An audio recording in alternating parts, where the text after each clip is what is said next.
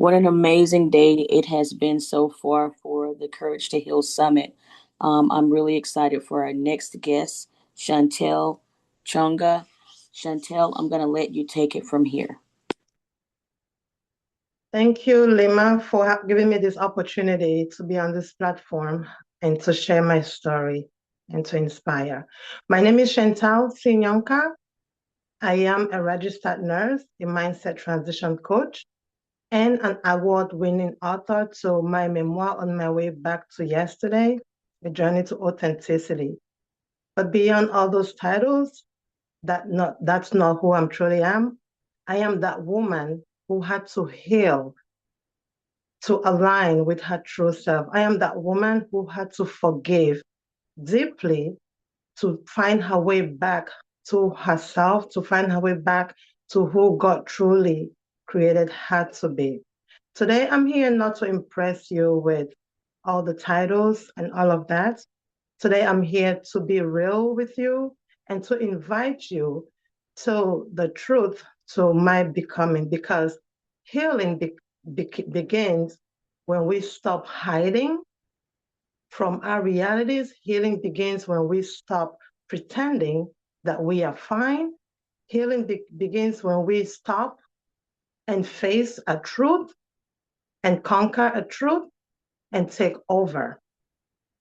So today I will be happy to share with you the three paths that I had to take for me to be able to heal and be that person that I have been becoming. But before I go into that, I want to take you back to my childhood just a little bit because that's where everything started. Childhood for me as a young girl wasn't a soft landing. I learned so early as a child how to shrink. I learned so early to live in a body that the world shamed and insulted even before I came to understand what self-confidence was. I learned to smile through unseen wounds, invisible wounds, and I learned to survive when everyone thought I was okay, while deeply I was drowning. The things that the things that changed me from who God had created me to be, I would begin by telling you that no child, no mother, no woman should ever experience it. The first rape attempt did not only leave me broken, it did not only leave me shattered, but it stole something from me emotionally. And the second one almost completely silenced me from the leftover voice, the leftover energy that was left in me. You know, trauma would teach you how to shrink. Trauma will teach you how to disconnect from your true self. And that's what happened to me. But then life continued and I kept moving. I became a CNA.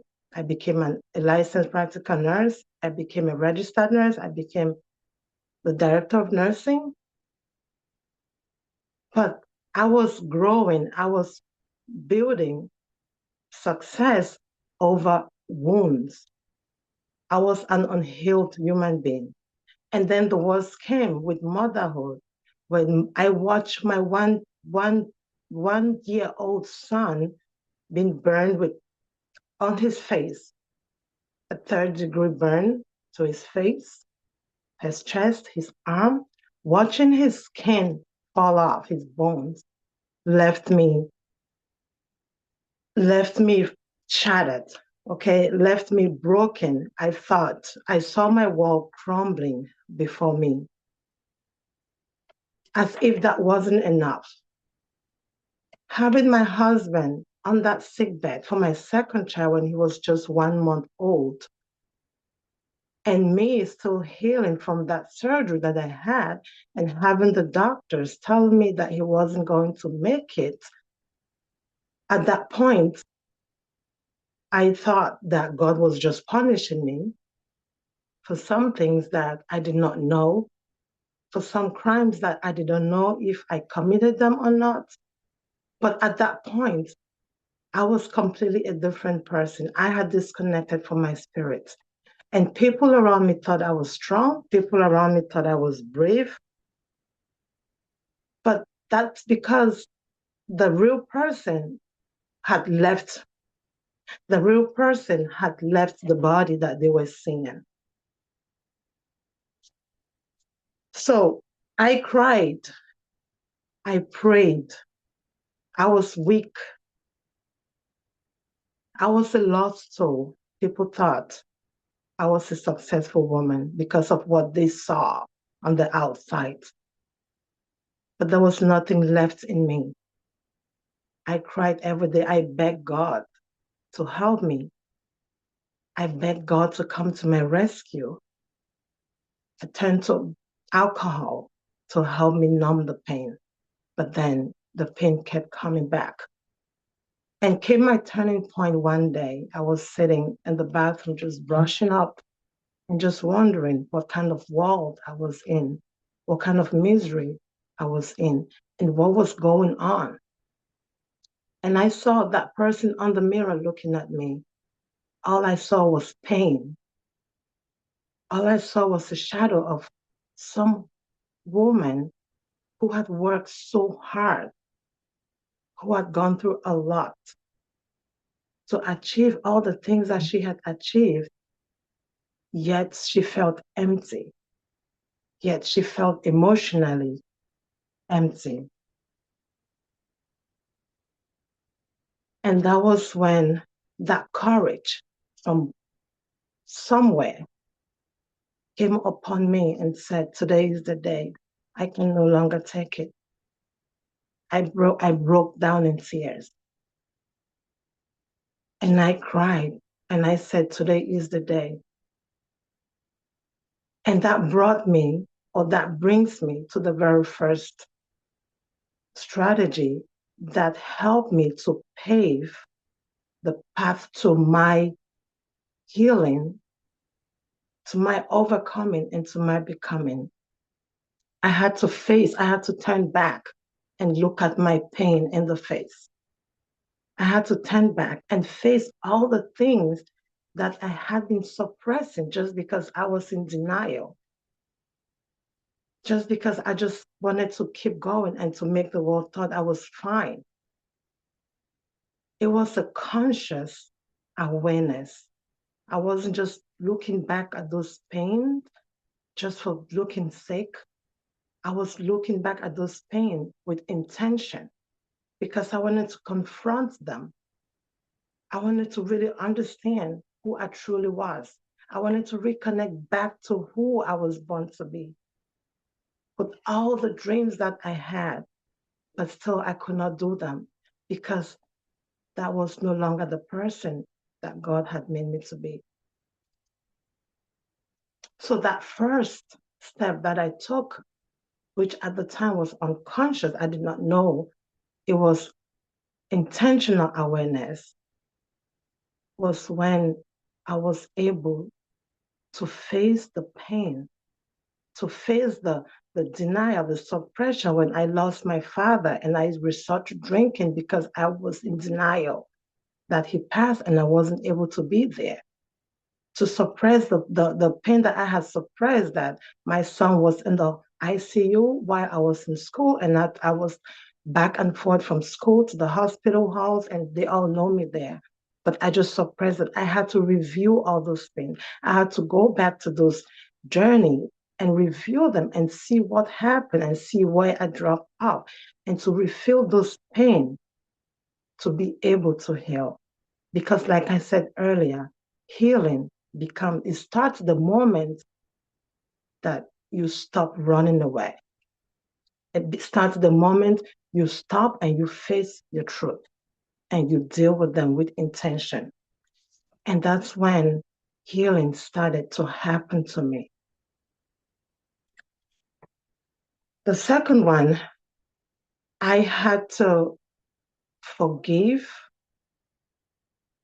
I had to forgive myself for everything that had happened to me and for me holding on to all those things, the same things that had been holding me back all the years in pain, in trauma. I had to forgive, I had to release, I had to let go. Most importantly, I had to forgive myself. And that was the key because that actually started with me forgiving myself and letting go. Forgiving myself for have been believing to all the lies that I was told, all the hurtful things that I was told, all the body shaming, the rape attempt, the death, the loss of my family members. I had to start forgiving myself for holding on to those things, to be in denial and not being able to face the truth and heal properly.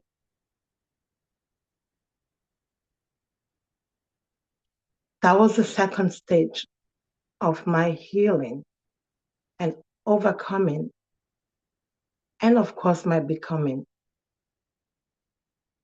Healing is not a destination. Healing is not an event. Healing doesn't end when you release. Healing continues until when you get back, you find your way back to who God truly created you to be.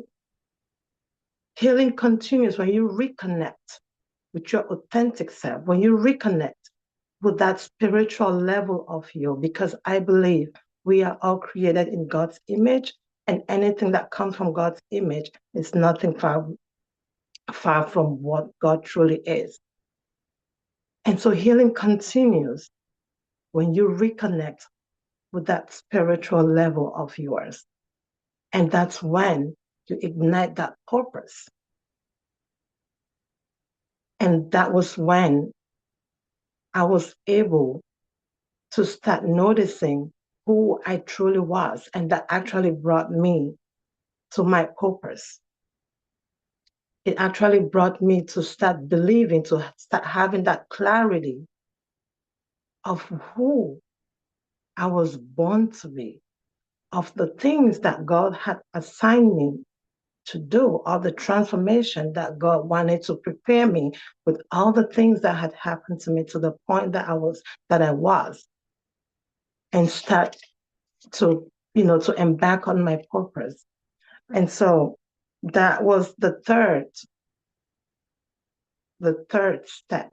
I would say the third phase of my healing was when I was able to start reconnecting with who I was truly born to be, and not caring about what people would say about me, and not caring about the things that people would remind me of. Because the truth is, sometimes when we start becoming who God had created us to be, there are times that people will try to bring you back to the things to that old version of who you used to be. People will try to bring you down to remind you of the things that you had done or the things that you had been through, just to dim down your light. But with healing, you are not afraid of those things. You are able to recognize, you are able to filter those energy and just keep going. Because the reason is you are connected to your authenticity. You are connected to that spiritual level of who God really wanted you to be. And that is what helped me to continue moving, even with the mockeries, even with the side comments, and all the reminders of the things, of the ones that people knew about me, that helped me to keep going. And you only get to this point when you have properly acknowledged your pain. You have properly faced your pain. And I always say healing doesn't mean getting rid of your pain. Healing doesn't mean getting rid of the things that have happened to you, because the truth is, sometimes some things will still happen to you that would mimic, that will feel like, that would look like the things that had happened to you. But if you are not properly healed, you will be easily triggered by those things. Okay, but with proper healing, you will be able to recognize those things and be okay with it. There are times that you will still sit back and think of the things that happened to you, but from a place of gratitude, and not from a place of pity, not from a place of pain, but from a place of gratitude, and looking back at how much you have come through. So because I was able to get to this point and, ignite and connect with my purpose, I was able to write my story. I was able to have that courage to talk, to speak up all the things that had happened. And that was the very first time even the family, my own family, were able to know, because that was the first time I was opening up. That was the first time I was speaking of things that had happened to me that even my family members did not know. I was able to write on my way back to yesterday. By the grace of God, it's an award-winning memoir, which I am grateful for. I was able to come up with a workbook because I was getting a lot of feedback and people asking me, how how are we able? I love your story. It's so inspiring. It's so motivating. I cannot believe all the things that you had to overcome and you still able to, have achieved the things that you have achieved. How do we start? How do I begin my own journey? Where do I go to? Who do I look up to? And so I was able to come up with a workbook, which is like a blueprint for anyone who is ready, who is willing to sit back and start facing their own pain, because they are sick and tired of living in pain. They are sick and tired of living in misery. That workbook is for anyone who is ready to go through it, to go through their healing. It will guide you from one stage to another, for you to start releasing the things that you have been holding that no longer serve you, and start having that opportunity to become who God has created you to be. And so if you are interested in looking at that, the workbook and my book On My Way Back to Yesterday, it's on my website.